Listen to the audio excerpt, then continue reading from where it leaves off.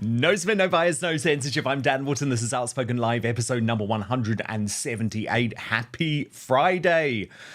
Although maybe not within Reform UK, which has erupted into civil war, with leader Nigel Farage making this brutal rebuke to his main rival, the Elon Musk-backed Rupert Lowe. Nigel, I'm going to give you one more go. We're going to have to let you go in 20 seconds, but Rupert Lowe, will he still be a Reform MP by the next election? What do you reckon? Well, I hope so, but he seems to be taking a tone that says he might not accept us, but there you are. Maybe he'll be... Thank you, Nigel. You've been brilliant for joining us. Thank you. Don't go away. But Katie Hopkins has tough words for both men. Predictably, Nigel Farage and Rupert Lowe from Reform have had a massive falling out. This has been brewing for months now because Rupert Lowe is so popular and Nigel's ego cannot share his toys with anyone. My analysis on how to unite Reform UK in my digest next. Then the perfect guest for today, my friend Marco Longhi, the former Conservative MP for Dudley North, who has just defected to Reform UK. Also coming up on the show today, James O'Brien loses it with Brexiteers on LBC after sustaining a head injury and seeming to transform into Hitler. The war on the UK as the British bashing corporation is corrupted. The invasion of our southern border seems to be supported by the government, and the king is accused of turning his back on Christianity. And the nutty lefties released their official hate list for 2025. Somehow I'm on it. So is Nigel Farage, Matt Goodwin, Andrea Jenkins, Kelly J. Keane. Sounds like a good party to me, but we'll take you through the nutty findings from Hope Not Hate. Then in the Uncancelled Aftershow, Angela Levin is here with all of the analysis, insight and behind-the-scenes action from a bonkers royal week as Meghan Markle is disgusted by Princess Diana. This was odd. And King Charles, launches his own music show on Apple. Yes, really. Promise you, that's true. We'll also bring you the results of the worst person in the world this week. Head on over to my posts on YouTube. That's in the tab above. And you can vote on the people who you chose as the union jackasses throughout the week. Lots of good options today. Keir Starmer was on Monday. Mark Rowley on Tuesday. Sadiq Khan Wednesday. Shabnam Mahmood Thursday. Goodness me, the worst Briton in the world will be announced at the end of the show. So stick with us. But now, let's go.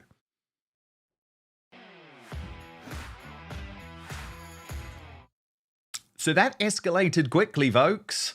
After months of behind-the-scenes backbiting over Nigel Farage seemingly weakening his policy positions on mass deportations, demography, and even Ukraine joining NATO, Rupert Lowe, Elon Musk's choice to lead Reform UK, went public with his concerns in the Daily Mail. And while many of you will be angry with me for even talking about this, there is now a civil war within the party, and it's the party that leads every major national poll. This is a big deal. On one side, you have Farage, his deputy, Richard Tice, the party chairman, Zia Youssef. On the other, you have Rupert Lowe and some of those thrust out of the party like Ben Habib and Howard Cox. Not to mention Musk, the world's richest man and a major player in the new Trump administration. So that was an endorsement that, not surprisingly, ruffled Nigel's feathers.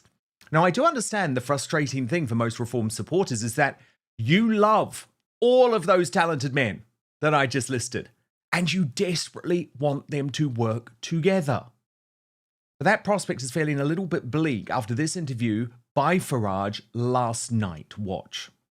Why is Rupert Lowe going public with these comments? There's not something better to be had behind closed doors? Well, perhaps he wants to be Prime Minister. Most people in politics do. You know that, Harry. Half the House of Commons... I know you want to be Prime Minister. But half the House of Commons think they should be Prime Minister. Have you had a word with him? His comments are wrong. His comments are wrong. We are making gigantic strides. You told him to wind his neck in then? No point in telling him what to do or what not to do. Fact is, we are making huge strides. Indeed, Nigel even raised the prospect of Rupert leaving the party altogether, which I think would be madness. Nigel, I'm going to give you one more go. We're going to have to let you go in 20 seconds, but Rupert Lowe, will he still be a Reform MP by the next election? What do you reckon? Well, I hope so, but he seems to be taking a tone that says he might not accept us. But there you are. Maybe he'll be... Thank you, Nigel. You've been brilliant for joining us. Thank you. Don't go away. He also said Rupert wouldn't have won his Great Yarmouth seat without him, something former Deputy Leader Habib says simply isn't true. If I've got a following out there, that's a good thing. If I hadn't, we wouldn't have won any seats in Parliament at all on the 4th of July. Including Great Yarmouth, I presume you put in that. There wouldn't have been a cat's chance in hell, would there? Come on, be honest about it. So look, I understand the grassroots frustration over this. In fact, it was summed up nicely today by Katie Hopkins, who clearly wants to bang the heads together of these two men and say, sort it out. Predictably, Nigel Farage and Rupert Lowe from Reform have had a massive falling out. This has been brewing for months now because Rupert Lowe is so popular and Nigel's ego cannot share his toys with anyone. What I would say in a few curt words is, decent, ordinary people need a political party they can have hope in. And decent, ordinary people pay their membership fee. They keep turning up. They keep turning out. They don't get rewarded for any of that. They don't get to stand on stages and be applauded. They don't get patted on the back and told they're great guys. They don't get to fly in private jets to go and speak at fancy conferences. So if you don't mind, you two, get inside behind closed doors, duke it out if you have to, but then get back in front together as a line of one and lead this country and give decent people hope in other. But Isabel Oakeshott, the star journalist partner of Reform's Deputy Leader Richard Tice, seemed to up the ante in terms of the attacks on Rupert. When they all start slaying into each other publicly. But do you think that some of the Elon Musk stuff doesn't help, though? We saw, obviously, Elon Musk over Christmas have a bit of a wobble about Nigel. He's been giving huge amounts of backing to Rupert Lowe. Do you wonder whether some of that's gone to his head? Well, certainly something's gone to Rupert Lowe's head. As I say, you know, a lot of novice politicians get delusions of grandeur when they enter the Houses of Parliament. Something happens to them. You know, I've seen this 1,000 times. You know, people that were really quite nice and normal outside of the Palace of Westminster, and I'm not talking about any particular side of politics here, you know as well as I do. This is a very common affliction. Something happens to them when they get into that rarefied place and they suddenly think that they're king of the world. Really sweet, isn't it? Poor little Rupert. He's quite new at politics. He's really new in the House of Commons. And, you know, this is what happens to people who are amateurs at politics and they become MPs and suddenly they think, yay, look at me. I think I could be Prime Minister. They all do it. Bless him. Nigel has been in this game for decades. He has devoted the best part of his life to the causes that he pursues. He has taken Reform to its highest ever position, where it is in real prospect of being part or even running the next government. So I think Rupert just maybe needs to take a little step back and realise that there are 650 MPs in Parliament, and each and every one of them thinks that they could one day be a party leader or a prime minister. Well, he's just been a guest on Harry Cole, my colleague Harry Cole's show just before this, the Drive Time show here on Talk, and his popularity was confirmed. As soon as he comes on, you know, our viewing figures just rocket. I just think that what Mr. Farage should do, Nigel. So it does feel like the situation is escalating, rather than Team Farage working out the best way to deal with Rupert and actually take some of his legitimate criticism seriously. After all, this is a multi-millionaire businessman with so much to offer to the country. And when he was last here on Outspoken, he made clear he does believe Nigel can become Prime Minister. Now, I was saying back in June, before the election, Rupert, that I believe Farage will be Prime Minister in 2029. You think that too, don't you? You think it is possible for him to win a majority? I've been saying it for a while, Dan, and some of my friends think I should be taken away in a straitjacket. But they said that when I said I was going to be elected as an MP. Now, I mean, this is an interesting question, this one, because the party's policy is that we should be supporting proportional representation. In a vote the other day in Parliament, I actually went against my colleagues because I think we are better served in the next election having first past the post. If you look at the numbers, if we get a big swing, suddenly, and first past the post, you win huge numbers of seats. And as you probably know, we were I think we were 90th, quite a close second in 90 seats. And we were third in an awful lot more. So if we see the polls continuing to favour us, then in first past the post, we actually could conceivably get the kind of majority that we need, which, by the way, Boris had in 2019, which we gifted him, which is needed to start the process of reform. And as I like to say, the Great Repeal Act of 2029 or earlier, if we have an election before then. God, let's hope it's earlier. So, look, what he wants is he wants the party to professionalise. I don't think that's a bad thing. But look, let me take you through both sides of the argument from senior reform figures. Ben Habib, the former deputy leader, posted, "The issues with which Rupert Lowe is grappling are all those with which I had to grapple.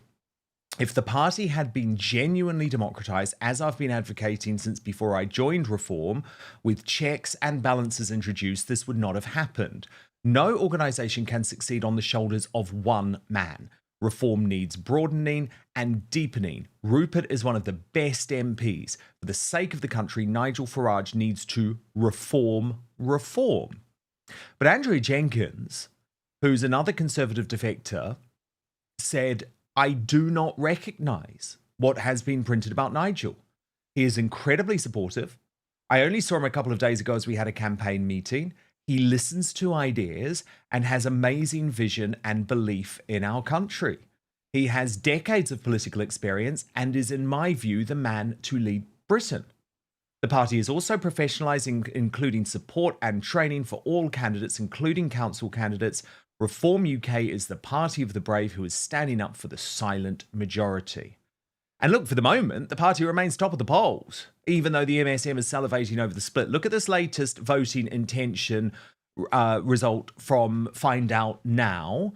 Reform on 26%, down to Labour up to 25%, the Conservatives steady on 21%. So really, a poll like that should provide motivation enough for Nigel to realise Rupert is a serious asset who he needs to bring back into the fold.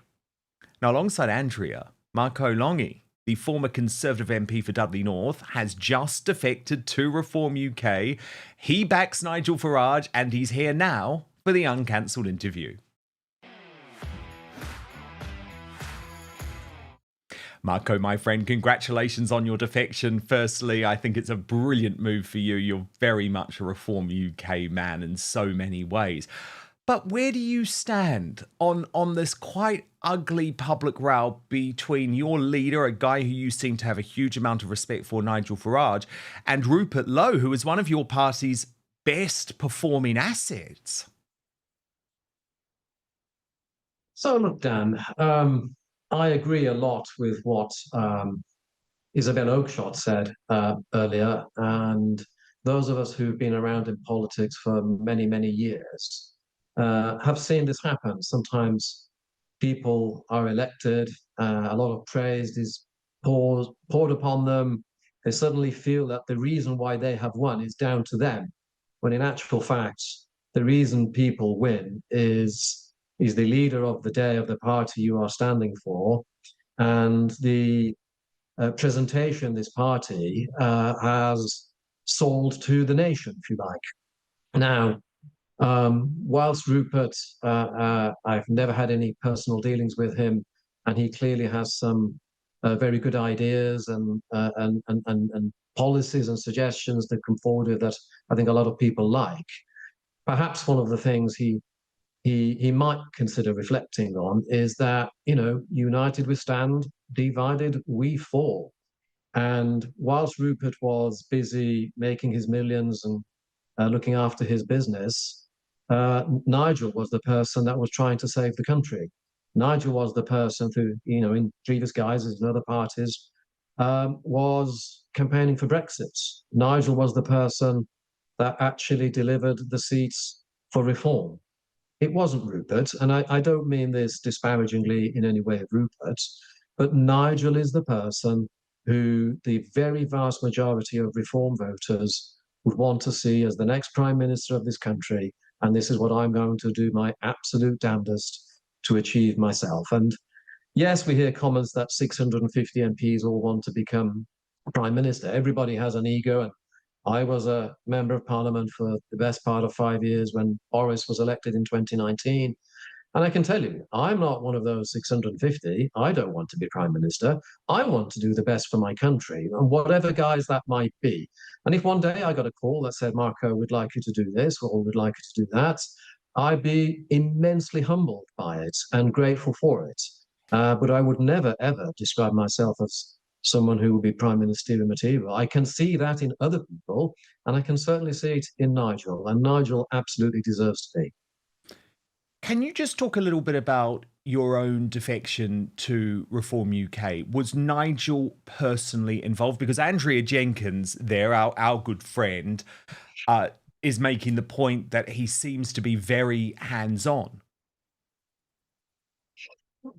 So, as you can well imagine, my thoughts of moving over to Reform have been with me over some years. But, you know, politics is a very tribal business. And I was of a conservative nature, a right of centre, although I suppose right of centre now is very far right, isn't it, by the way media like to describe us, since my teenage years. So you're talking, you know, you're going back 4 decades. And a number of people have said to me, and I think even Nigel might have said, Marco, if you'd have stood for Reform at the election in July 24, you would have still been the Member of Parliament in Dudley. Oh, you would have? That could well without be true. any doubt. And Andrea would have been her MP as well. Without a doubt. And I suppose it's this whole loyalty thing with me. So for me, moving over to Reform was a very easy thing to do, but also a very difficult thing to do at the same time. So I've always been loyal. It's a bit like football, Dan. You know, if your football team happens to go through a couple of years of very bad time, you stick with them. You know, it's this here in the Black Country. You know, you don't jump from the Baggies to Wolves just because you go through a tough patch. That would be heretic. You know, it would be a horrible thing to do. But for me, the scale of the repeated betrayals of the Conservative Party since 2010, when we said we would control immigration, bring it back down to the tens of thousands, and at each parliament that we were involved in, I'm talking about when we were a Conservative Party, we just kept on effectively lying to people. We were letting them down. Either we were incompetent or we lied to people. And so ultimately the country came to a decision which was, you know, the people of this country are never wrong, ever wrong. And the fact that the Conservative Party was booted out in such a gargantuan way in July 24, it's because the party deserved to be out. I remember speaking to my friend Lee Anderson when we were both Tory MPs at the time, and we'd go for a walk sometimes, shaking our heads going, what on earth is going on here? Why are they doing that? You know, I said to Lee, my God, if we continue like this, we're going to lose so badly. We do not deserve to be in government. And that's exactly how it played out. So for me, you know, yes, what would have happened? Had I stood for Reform, that would have meant they would have had to have removed the sitting candidate who'd already been selected. That would have been wrong, and I would not have wanted to do that, clearly.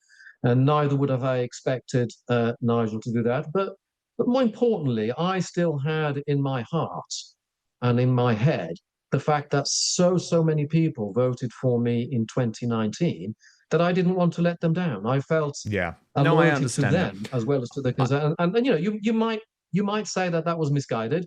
A lot of people have said, Marco, I voted for you. I didn't vote for the Conservative Party. I had to pinch my nose when I voted for you. A lot of other people conversely said, oh, I had to vote for Reform, Marco. I just couldn't vote for you. It would have been a vote for Rishi. This is the man who didn't bother going to the D-Day Oh, celebrations. exactly. Standing And next now to... says he should never have said even stop the boats. Can I just ask Michael about the Elon Musk situation? Because you remember when he made that famous post on X in early January, the Reform Party needs a new leader. Farage doesn't have what it takes. You actually responded to Musk and you said Reform stands for the values this country was built on: hard work, fairness, and putting British people first. Nigel Farage has created and led Reform successes. Nigel played a huge role in Brexit and he connects with the British people. He has what it takes 100%. So you still strongly disagree with Elon Musk that Rupert Lowe would be the best leader for Reform UK? Oh, absolutely. And, you know, and this is not showing any disrespect to Elon either, but, you know, we're talking about people in the United States here who sometimes, you know, I mean, I've worked and lived in the United States over many years. I have American people who are still friends of mine, and they say, "Oh, Marco, I'm taking a week off. Can I come and visit Europe?" Well, I'm kidding. I'm going like, what?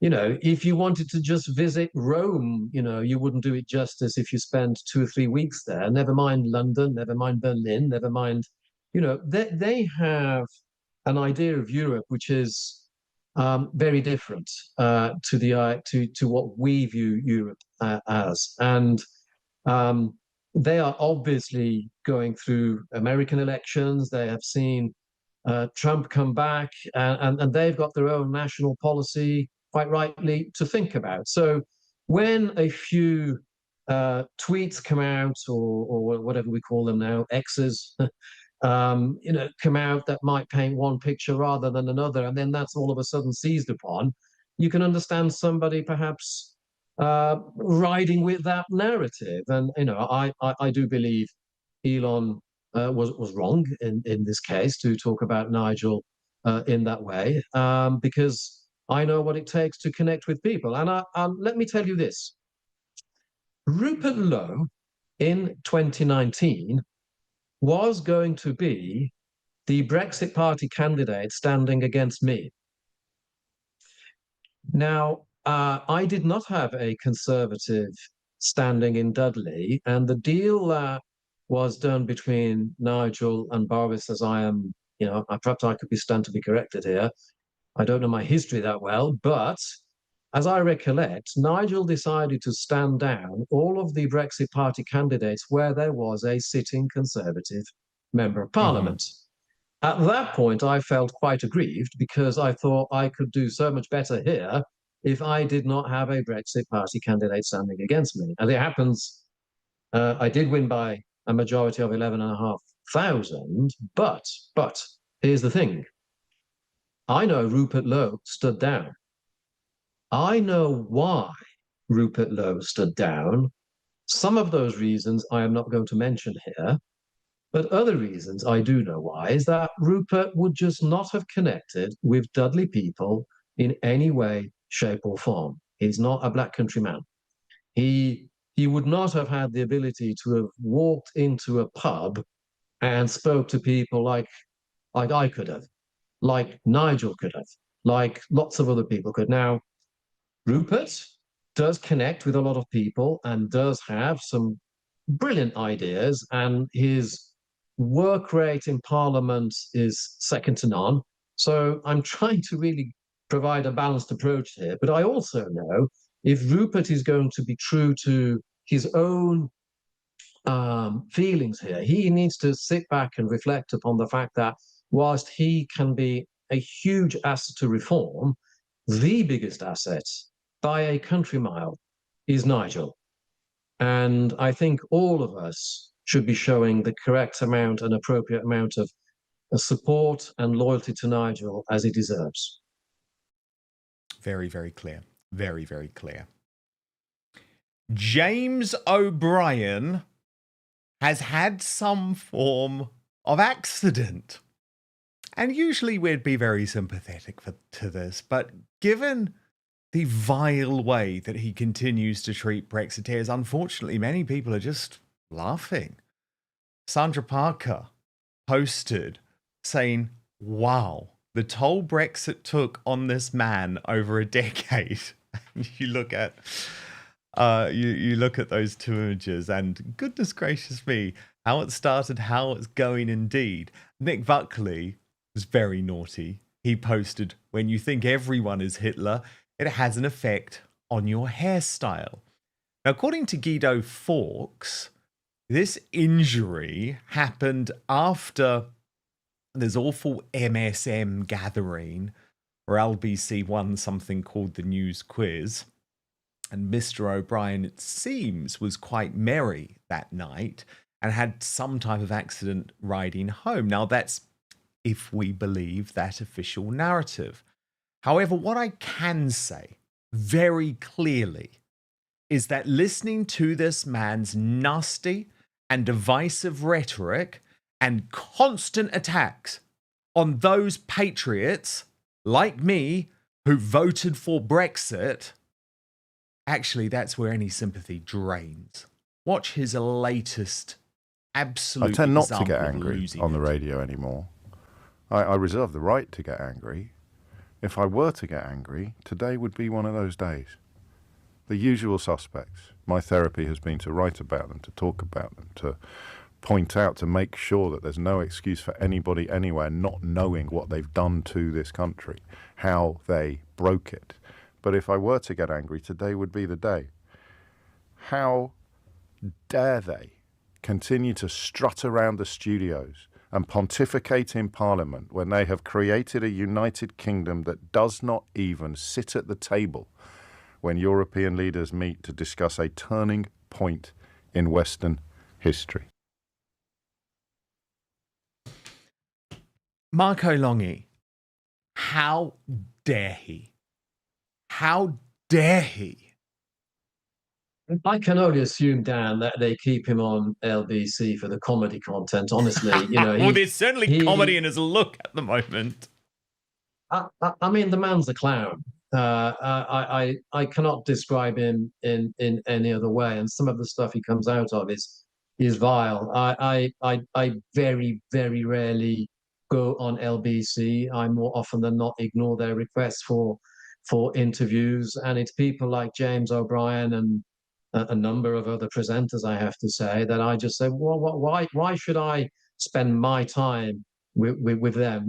They're how dare we? My God, it makes my blood boil. This is again that elitist view on the rest of the people. Had we not had David Cameron use the whole party, Whitehall government machine and scare tactics to try and make sure that the vote for Remain was successful, then at that time, I'm sure the vote for Brexit would have been way, way higher than the 52% that was achieved. And one of my enduring moments, I suppose, when I stayed in politics perhaps longer than I'd originally set out to stay, and was in fact Brexit. And this is someone who lived in the EU for 19 years, my first 19 years of age. I lived in Rome, Italy, and I've seen both sides of the fence, and I've lived in a number of other countries, Dan. So I can see what I saw what the European project was all about. And what all they're doing now is to try and rewrite history. And all they're doing is making sure that where the Conservative Party failed to deliver on the benefits of Brexit that were there to be had, there to be made the most of, they're saying, oh, well, can't you see Brexit shouldn't have happened, should it? And that's why we need reform, because I know Nigel will absolutely make sure that the full benefits of Brexit will be rolled out when he becomes Prime Minister. I'm afraid to say, no personal issues with Kemi myself. I did support her when she was one of the leadership contenders after Boris had been deposed, but I'm afraid she's not the leader that will unify the Conservative Party and bring forward a Conservative agenda that will then enable us to deliver on the benefits of Brexit and get, and would have got the Conservative Party back in government. It's just not going to happen, Dan. She's been an absolute disaster. She has, and I readily admit that I did support her at the time, but I'd been only a few months in Parliament at the time as an MP. I relied on the advice of some other colleagues, one in particular who I'd known for over 20 years and who'd been in Parliament a number of years before me, and he absolutely sold her to me as the real deal. And then after the whole Boris debacle and his removal came through, I saw screenshots of those tweets where she was absolutely actively doing her damnedest to stab Boris in the back. And I thought, if this is politics, if this is how it's going to be, I don't even want to be a part of it. It's just not cricket, Dan, and whatever his failings were, some of them were there, Boris was the person who had the elected mandate. And if he was to fail, he should have been allowed to fail, and at a general election, he then would have lost. What the Conservative Party, these convulsions it went through afterwards, with Liz and then with Rishi, has just set this horrible, horrible precedent now that they can remove a party leader at an absolute flip of the switch. And it's very bad for democracy. It's incredibly bad for the Conservative Party. But hey ho, that's what we have now. No, I completely agree. But can I just go back to O'Brien's claim and ask you about it? Because isn't it totally wrong? Now, wherever you stand on the Ukraine-Russia thing, personally, I think Starmer's been a warmonger to try and up his poll ratings. But let's not get bogged down by that in this case. Isn't what O'Brien is saying just completely factually wrong? Because it's only the fact that we are outside of the EU that has allowed Starmer to play a statesman role on the international stage over the past couple of weeks. Well, I completely agree. The EU thinks that its strength is in numbers, and they have to roll out Ursula von der Leyen every time a position needs to be taken, because otherwise they would be duly chastised, and they would not be able to. So look, the EU is all about making sure that there is this one single front outside there. And the benefits of Brexit are such that we can actually be far more confident in ourselves as one of the first and foremost trading nations across the centuries, if you like. And that is a place I know that we can occupy on the planet again. It's the fact that we don't have enough confidence in ourselves that holds us back. So for me, it is a Brexit dividend that Starmer is able to do that. And when we talk about tariffs, for example, when Trump was being so magnanimous towards Starmer, saying that maybe tariffs might not be applicable to the United Kingdom, the very reason why he's able to do that is because we are outside of the EU. I know, we would be completely screwed with tariffs if it wasn't. We'd be hammered by those tariffs. 100%. So the benefits of Brexit are often not spoken about, and there are many that we haven't delivered upon. And incidentally, I think we have behaved appallingly towards our people in Northern Ireland. And I've said it in the chamber a number of times. We are either one United Kingdom or we are not. And that was another thing that I felt Rishi got so badly wrong with that ludicrous Windsor framework, that he sold us down. And now is proving to be the case that, we have to receive goods via Dublin because it's so much easier. And if they have to come via Exactly. via Throw the people of Northern Ireland, Northern Ireland. under the bus. Indeed. But the mainstream media is so dishonest on so many areas, Marco. And I wanted to show you one example of this that we saw yesterday. And it was when Richard Tice was campaigning in Scotland. And they're going with this narrative from John Swinney, the First Minister, suggesting that Nigel Farage is racist. Watch this. I've got John and Ross, and they are from. They're from. Are you going to challenge me on a review? We're going to ask a policy question. Well, I'm answering policy questions. What are the names? I'm asking policy questions about how we make people better off. My question. Good.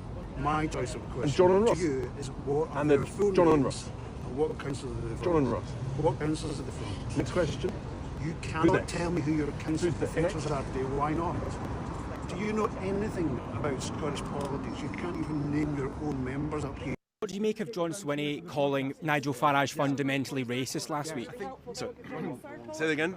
What do you make of John Swinney calling Nigel Farage fundamentally racist last week?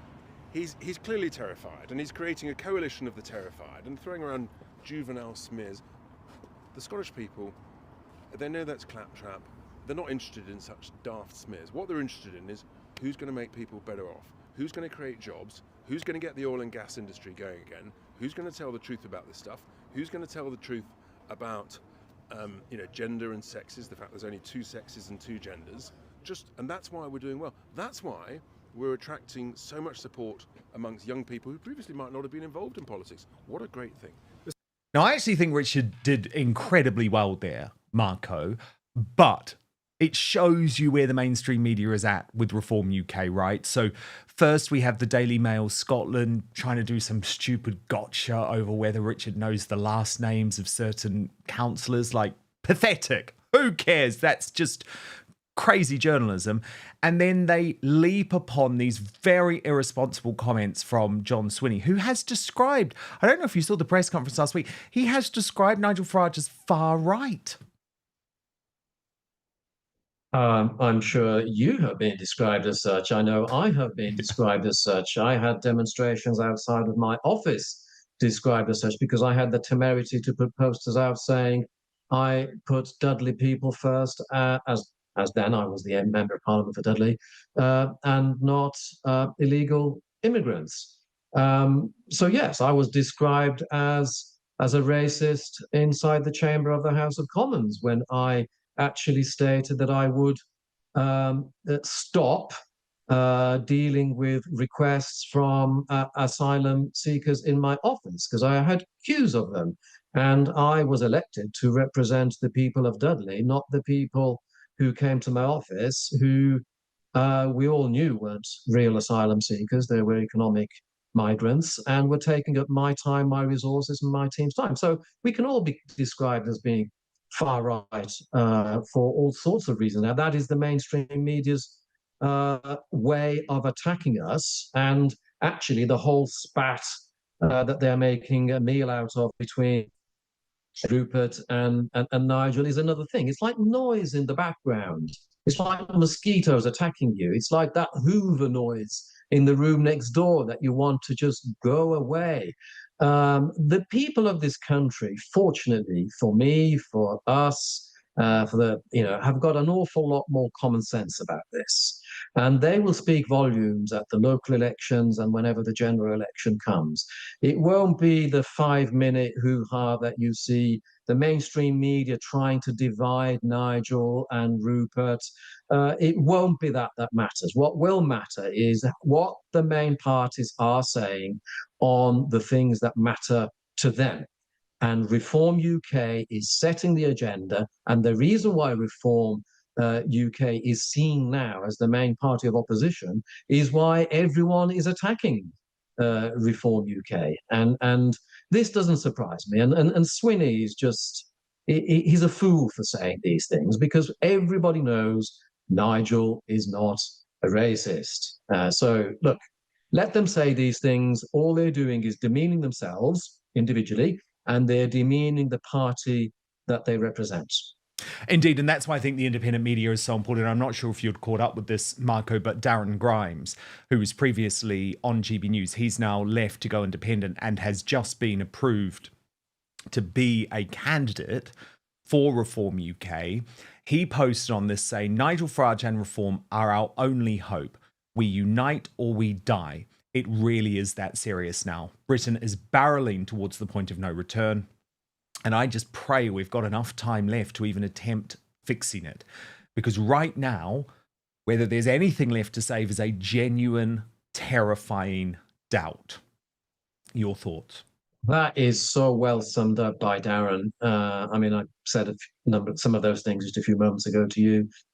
We do need to unite behind the one person who can bring about the change this country desperately needs.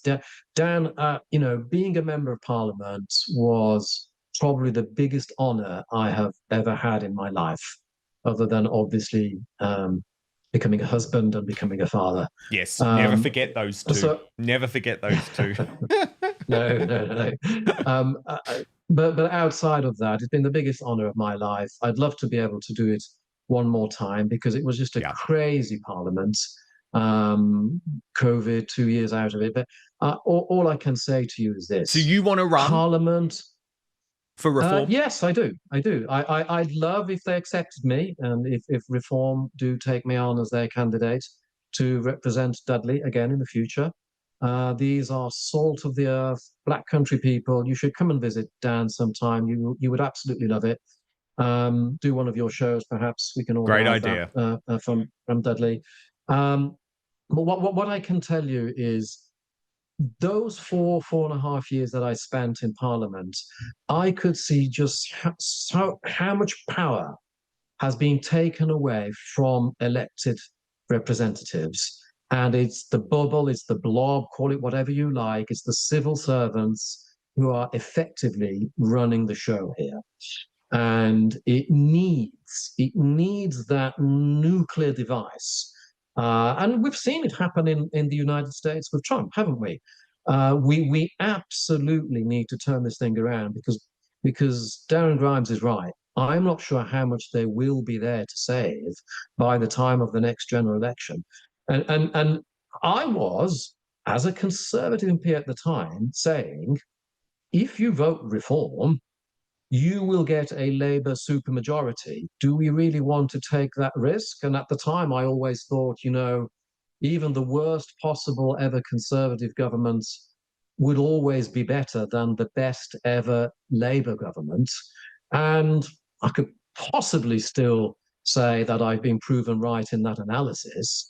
But given where we are now, given that that has now come to pass, given that the Brexit itself is going to be unpicked in so many ways. So Starmer can still say, oh, no, we didn't go back on Brexit, but he's going to have so many bilateral deals with the EU that we might as well have come out and sort of rejoined, if you like, with the EU. That's the game he's playing now. Was that the price worth paying? And I've come round to the analysis now, of course. Yes, it was the price worth paying because the Conservative Party, unfortunately, just proved to me it had lost its soul. It has lost its soul.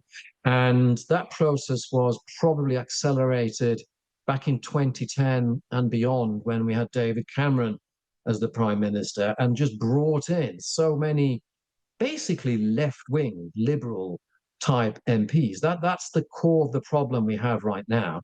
And he used the party machine at CCHQ to make sure that only individuals of a certain ilk were being selected as candidates. And this is the problem we have now. So 2/3 to 3/4 of the Conservative MPs you have in Parliament now, even if you had all of a sudden Kemi Badenoch coming around and saying, we are going to leave the ECHR, we're going to do this, that and the other. You try and put that past 2/3 to 3/4 of those members of Parliament who all think they know best, who are all ex-lawyers and barristers and are part of that bubble. She will not be able to deliver on that. I promise you, Dan. Rishi couldn't deliver on it. For her short period in time, even Liz found that that was a mountain to climb. And ultimately, it was Boris's undoing as well. because the party was just so desperately divided that he couldn't hold it together. And I just cannot see. It was such a traumatic period in time.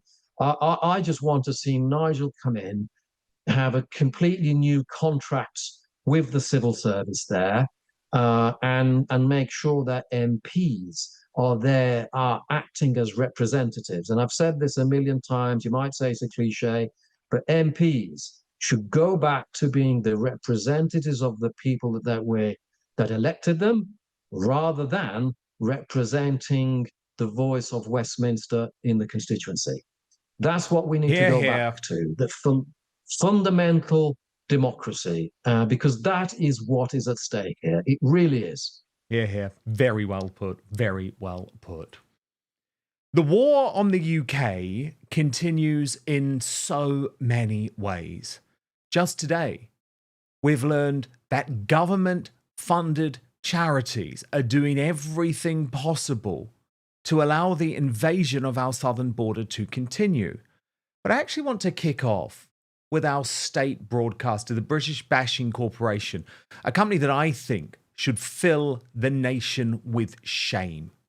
From Jimmy Savile to Hugh Edwards, and now it's clear anti-Semitism when it comes to the conflict in the Middle East.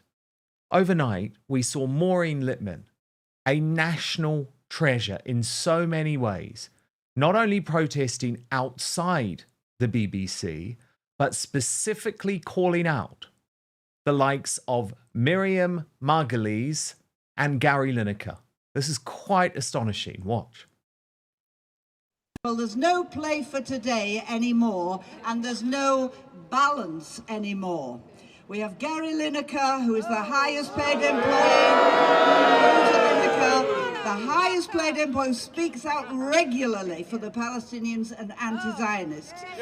It was an internal BBC investigation which cleared Hazel Irving of pro-Palestinian bias during the Olympics.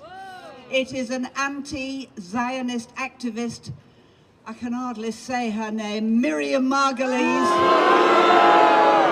who has a travel show on BBC Two and a permanent seat on which to be flatulent on BBC chat shows. And yesterday she posted on Facebook as follows: Hitler has won, Jews have given up compassion in favour of genocide. Her new show will be coming out in August, I believe. It was Jeremy Bowen, of course, who reported the bombing of a hospital in Gaza without fact-checking and refused to apologise when it became clear it was from Gaza. I mean, Marco Longhi, former Conservative MP for North Dudley, now Reform UK member, isn't it extraordinary that someone like Maureen Lipman, absolute Dame Maureen Lipman, by the way, I should say, absolute showbiz royalty, theatre royalty, TV royalty, someone who has worked for the BBC for decades, has been driven to protest outside because of the despicable anti-Semitism that we've seen for such a long time, that is just allowed to go on unbridled and unchallenged. It's like, to me, this is all part of the war on the UK, that we have a state broadcaster operating in this manner. Well, this is our national state broadcaster, and although I wasn't flamboyant about it, I did go through the process of my own little bit of defunding the BBC by not paying my license fee and good on you doing it correctly, because we should defund the BBC, and they are not even a shadow of their former self. They have become something just so totally unrecognizable. And I'm sorry, because I'm sure there are still some individuals who work in the BBC who are great people. But, let me give you an example of what I mean. When I was working, I used to work on oil rigs. I don't know, drill, baby, drill. That is what I used to do. I used to be We need more in of charge that. of oil rigs in the Amazon jungle and offshore and all of that kind of thing. And this was back in the early 90s. And I was desperate to keep in touch with my family, my friends, with the UK. Was always wanting to be, there with current affairs. But, we had something called Inmarsat, and it used to cost 7, 8, 9 pounds a minute just to be on the telephone. That allowed me to spend a few minutes with my family. So a 10-minute phone call would cost me best part of 100 quid. We don't know how lucky we are now with comms. And what I relied upon then was the BBC World Service. And I can tell you, it was a fantastic service. It was completely dispassionate. The news was what it was. It was fact as relayed, without the undertones that we have now, without the skewing now, without, you wouldn't have a scenario in which the country would condemn a Hamas, like a group, as terrorist, but the BBC still cannot find it within themselves to describe Hamas as a terrorist group. Oh my God, this is not what would have happened 30, 40 years ago, Dan. So the BBC now has become a left-wing propaganda machine. We saw it very clearly during the Brexit debate before the referendum for Brexit. I remember Nigel being on his own, quite literally, when the rest of the panel, another 5 or 6 people, were completely for Remain, and when all of the audience was handpicked to be of a Remain bent. This is just not the BBC I used to remember. So, yes, I'd have perhaps, carried on paying my license fee if I thought it was something I wanted. But why should I pay an organisation that then pays Gary Lineker £1.5 million and the pensions of so many people who I have now, unfortunately, come to despise? And I'm paying for them to say the exact opposite of what I know want to hear. It's absolutely appalling. And we also don't get the honest news from them, because look at this breaking post this afternoon from Nigel Farage, who says, for the 7th day in a row, young men are crossing the channel. For the first time, we now appear to have Palestinians coming, Hamas coming to Britain. Now, Inevitable West actually replied to Farage saying Hamas have been in the UK for a long time. They come both illegally and legally. But this now seems to be quite brazen, Marco. It's not only quite brazen. I mean, the BBC will always now, for me, be a channel that I would just choose not to view anymore. It just seemed unable to be impartial in anything that it's broadcasts. Now, I know, if you want to have a view about things, if you want to have a political dimension to what you want to broadcast, then become an independent organization. Don't be funded by the taxpayer. And yes, what you're saying is absolutely right. We will be having people coming through on those boats. I've been doing some work in the United Arab Emirates recently, and I'm hoping to do some more. And what, I see there is that these Arab nations who have Islam as their religion, they don't want the Palestinians. When the war was going on in Gaza, and we're at the worst point, Egypt did not open its borders. Jordan did not open. They don't want these people there because they know they're taking in a lot of people with ill intent, unfortunately. But we, whilst we're there as members of the ECHR and still allowing other international law conventions to apply, and we've got all of these left-wing judges who will interpret these laws in that way, we will carry on allowing them in. And I come back to it. Kemi Starmer, who was one of these lawyers himself in the past and has filled his party with people just like that, we will not bring about that change. It is not going to happen. They want more of these people in this country. Ultimately, maybe because they will eventually be their future voters. Well, of course, Who knows? but Marco, how dare I say something like this? Yeah, but Marco, it gets worse because Annabel Denham in the Daily Telegraph today is reporting that organisations like the Refugee Council has received more than £10 million from the government, even though they list among its achievements successfully challenging the state's efforts to identify the age of young people seeking asylum. Then there's also Refugee Action, which receives more than £5 million in government contracts to help overturn asylum rulings by providing expert legal advice. So it's like we're sabotaging ourselves in so many ways. Then, and this was something you pointed out to me, there's this extraordinary exchange in Parliament led by Bob Blackman, the Conservative MP, over the fact that we are not designating certain organisations as terror groups, even though the UAE is. Watch this. He will probably be aware that our close allies in the United Arab Emirates, at the start of this year, prescribed 19 organisations for their links to the IRGC and to Iran. 8 of those organisations are headquartered in the UK.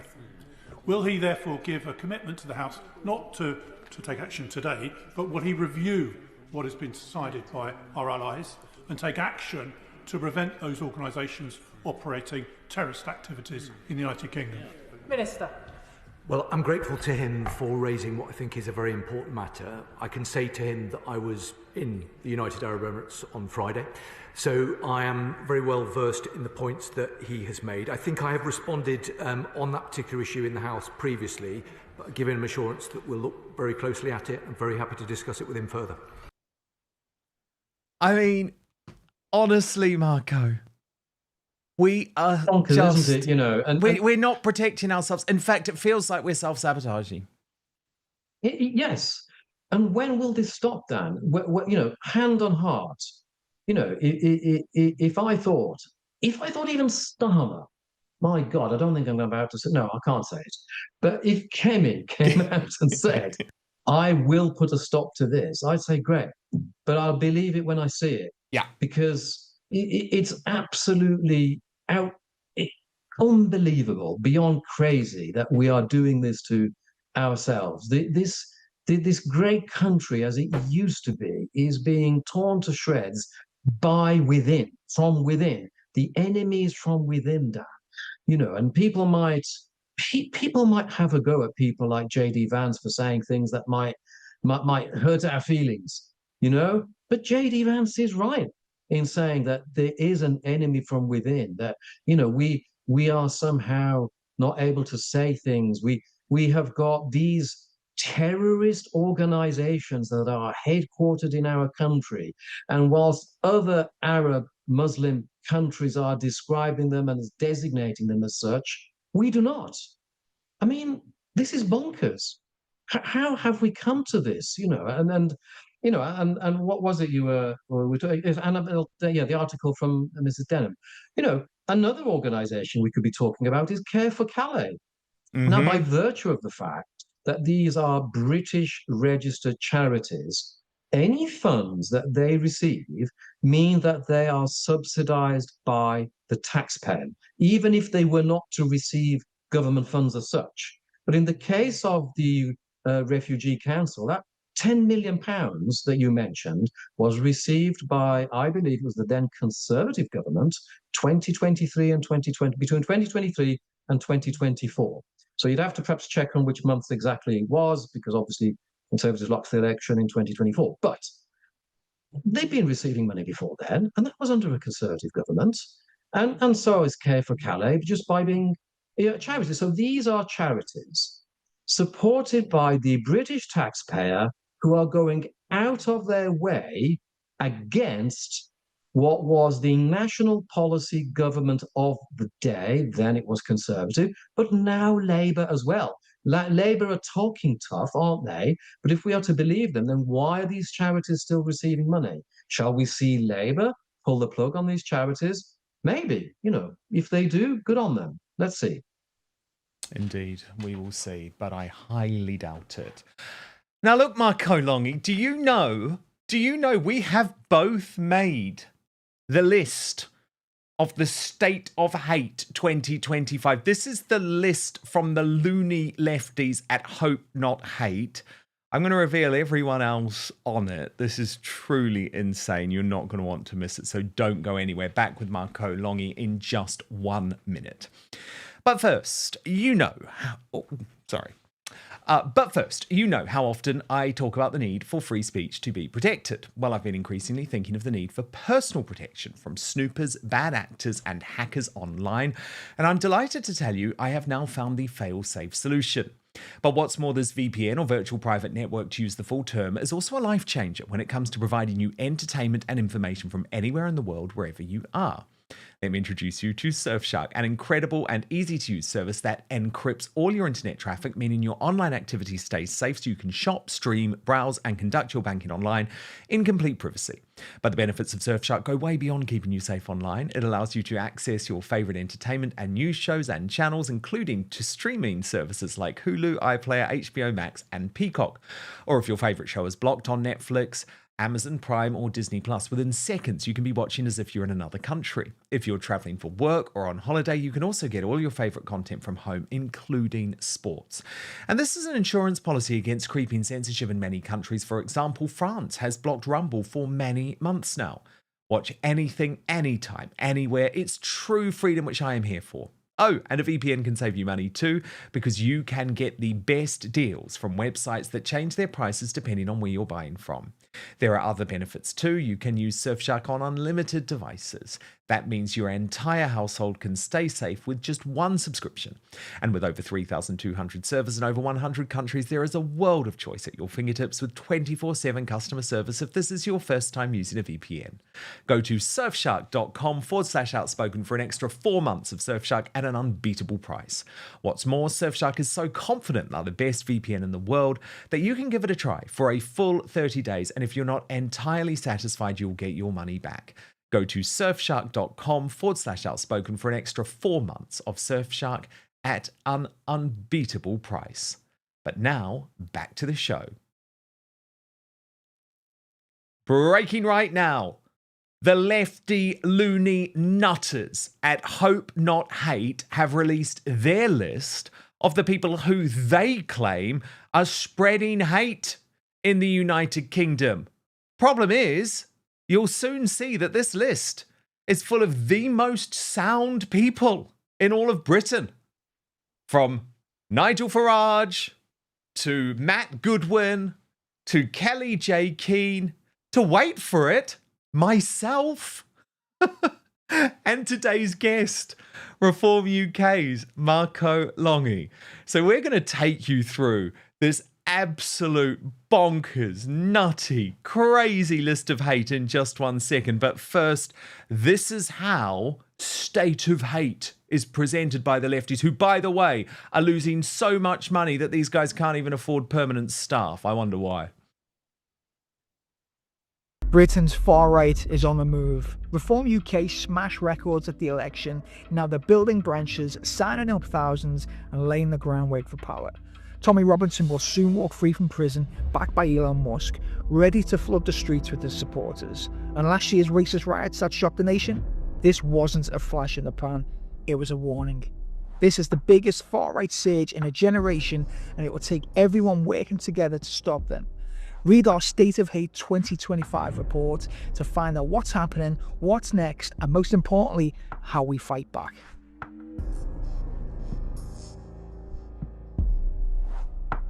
I mean, Marco Longhi, this report is actually embarrassing.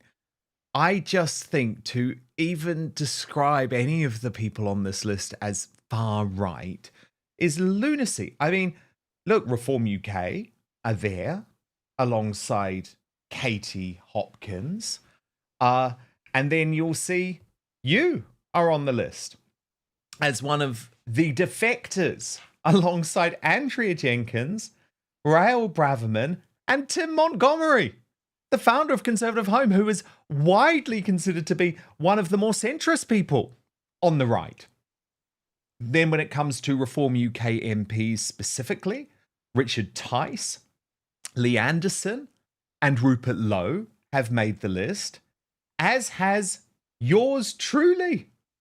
I'm now in the category of influencer and content creator, but somehow I am on this list. So stupid. So too, by the way, it's under this category they could describe it as the populist radical right. Also making the list, Father Calvin Robinson, a regular on this show.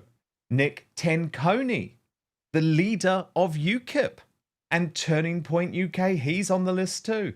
So is Rebel News, the media outlet run by Ezra Levant. Paul Joseph Watson, the successful YouTuber, makes the list in an area which they call conspiracy theory.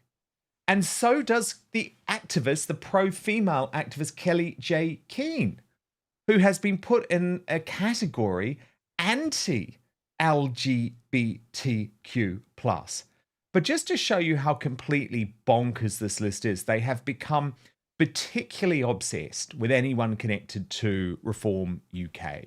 And the way that they describe these people is nuts. So Elon Musk, for example, the world's richest businessman, very, very successful guy, now in the Trump administration. He is described as a danger to democracy. Why? Because he believes in free speech. Reform, if you look here, is actually now branded the far-right party. That is not even how Slippery Starmer describes Reform UK. When they're looking into the people who fund Reform, including the billionaire Nick Candy, their headline is Climate Deniers, Conspiracy Theorists and Tax-Dodging Exiles, the people who fund Reform UK. And this was the one that I just thought was the nuttiest of them all. Matt Goodwin is described in a massive feature article as the opportunist extremist, and they say the strange radicalization of Matthew Goodwin. So I guess, Marco Longhi, the first thing I'd say is this list is full of great people. I mean, we would have a really good fun party together. So part of me is like, I'm glad I'm on it with all of you guys. But then I think, this is nuts. Hope Not Hate is a charity.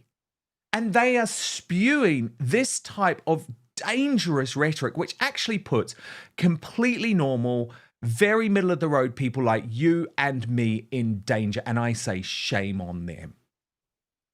This is my point from before about the charities, Dan, is that when you become a registered charity, you get tax breaks, which means you effectively are funded by the taxpayer in some way.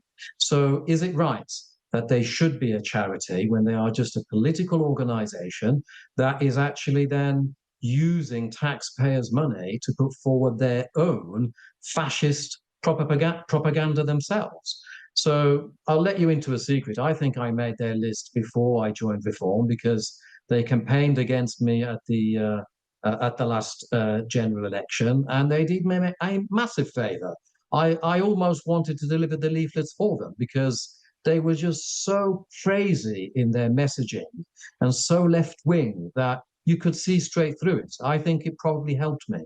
So let them carry on doing it. I think that they are actually damaging the left-wing cause there, and people will just see straight through them. But I am annoyed. I am annoyed that they are probably making a lot of tax savings by virtue of the fact that they are registered as a charity. It looks like people are seeing through their shtick, though. I mean, Nick Lowles, who runs Hope Not Hate, he actually should have been the one arrested during the so-called riots after the Southport massacre last year, because remember, he falsely posted information on X that there had been acid attacks, which wasn't true and added to a very tense situation, yet the police didn't come knocking on his door like they did Alison Pearson or Bernie Spofforth. Oh, I wonder why, because he's on the left. But people are seeing through this because everyone is walking away from Hope Not Hate. Their funding has absolutely plummeted. And Darren Grimes actually wrote about this. Oh no, what a tragedy. Hope Not Hate, the self-appointed moral guardians of Britain who spend their days shrieking bigot at anyone who dares to question open borders or biological reality, are running out of cash.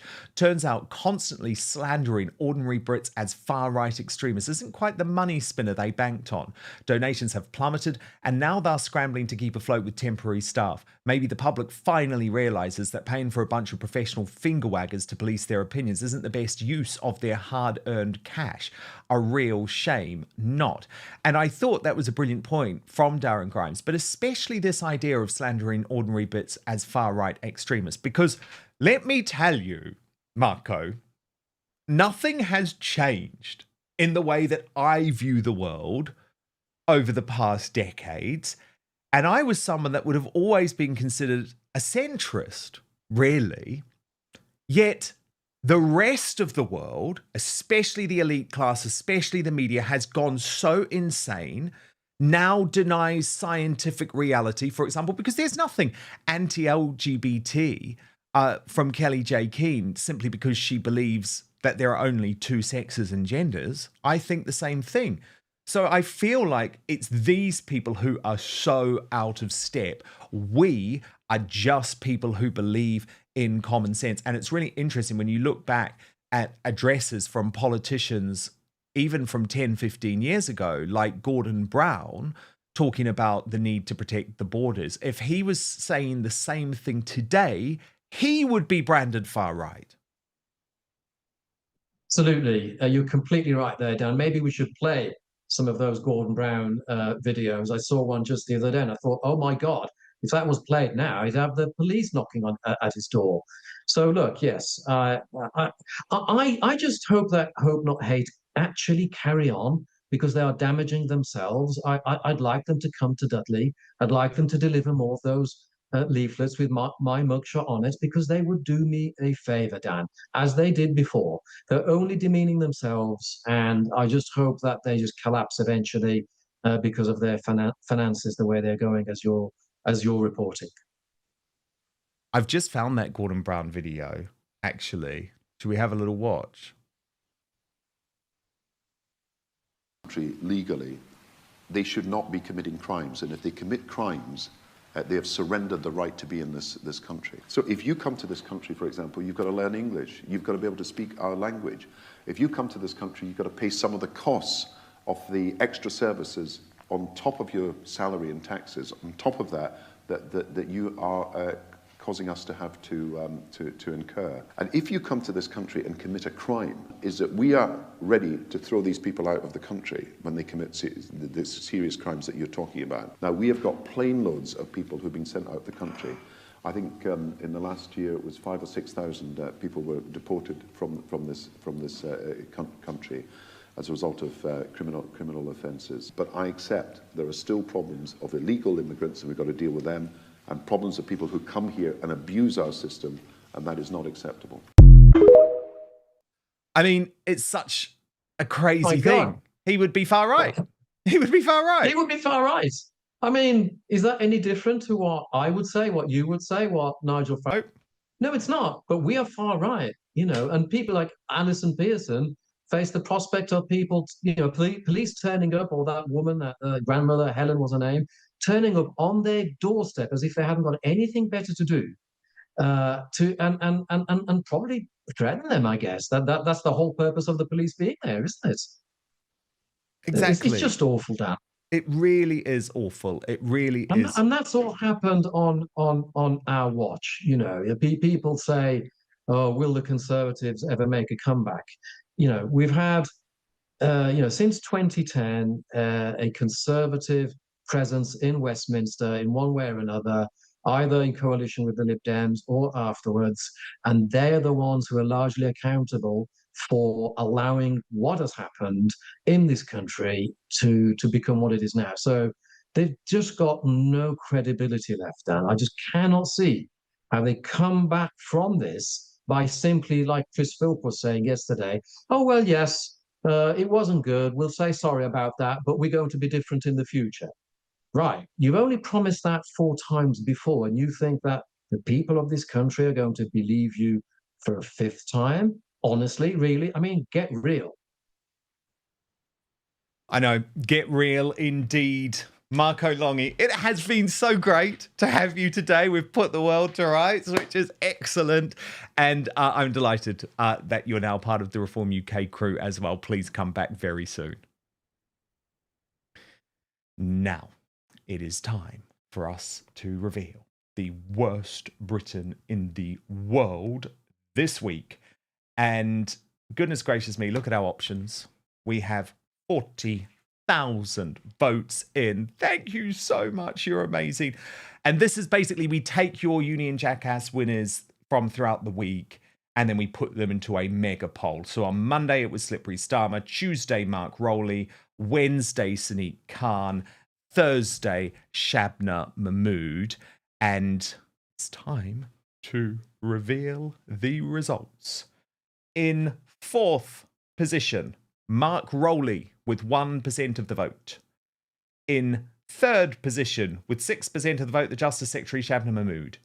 In 2nd position, the runner-up for the worst Briton in the world this week, London's failed Mayor Sadiq Khan with 17%. But wow, it's overwhelming, folks. This is why he can't be nominated every week. I'm sorry, because he's going to win every week. With 77% of your 40,000 votes, the worst Briton in the world this week, Slippery Starmer.